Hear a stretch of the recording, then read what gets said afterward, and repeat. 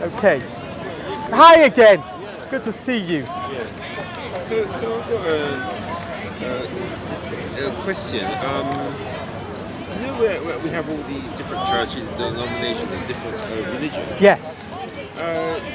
If we presume that obviously God has made it, they're a way to know what the truth is. Yeah. How do you differentiate which one is the true one? Okay, fantastic.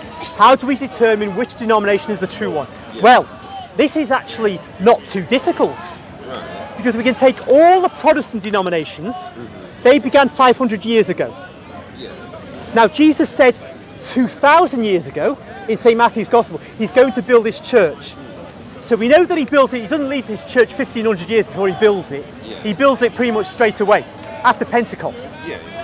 So it's 2,000 years old. Now we know the church is structured. It's the new Israel, because you know how the old Israel has 12 patriarchs. Yeah.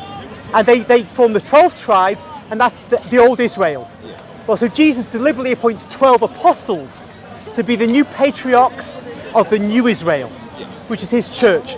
They're the leaders, as we see in the Acts of the Apostle. People obey them. Now, I would say, and many scholars, Catholic as well as Protestants, say that the head of the patriarchs was Peter. These new patriarchs, these new apostles, because he's the head of the lists of the apostles in the synoptic gospels. He's the one who's quoted the most speaking in the whole New Testament. And he's regarded by the early Christian writers as the head of the church.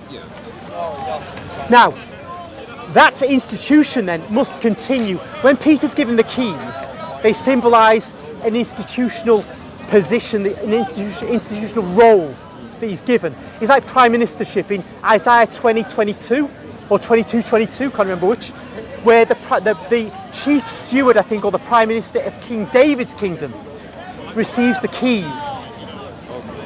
So the institution is established. Peter occupies it as the first occupant. But as with every institution, it does not die with the man. The institution carries on and is filled with others. So that's the papacy. So we have this hierarchy of bishops led by one bishop, the Pope, and that carries on down the generations. That's the institutional church. It has to be 2,000 years old, and this church is 2,000 years old. And so that's how we say this is the one. Now, the Eastern Orthodox have their arguments, but I'd say theirs is not the true church, because their church is not founded by an apostle.